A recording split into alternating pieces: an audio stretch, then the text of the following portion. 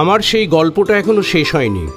শোনো, পাহাড়টা আগেই বলেছি ভালোবেসেছিল মেঘকে, আর মেঘ কিভাবে শুকনো খটখটে পাহাড়টাকে বানিয়ে তুলেছিল ২৬ বছরের ছোকরা, সে তো আগেই শুনেছ। সেদিন ছিল পাহাড়টার জন্মদিন। পাহাড় মেঘকে বললে, আজ তুমি লাল শাড়ি পরে আসবে। মেঘ পাহাড়কে বললে, আজ তোমাকে স্নান করিয়ে দেব চন্দন জলে। ভালোবাসলে নারীরা হয়ে যায় নরম নদী, পুরুষেরা জ্বলন্ত কাঠ। সেইভাবেই মেঘ ছিল পাহাড়ের আলিঙ্গনের আগুনে, পাহাড় ছিল মেঘের ঢেউ জলে। হঠাৎ আকাশ জুড়ে বেজে উঠল ঝড়ের জগঝম্প। ঝাঁকড়া চুল উড়িয়ে ছিনতাইয়ের ভঙ্গিতে ছুটে এলো এক ঝাঁক হাওয়া।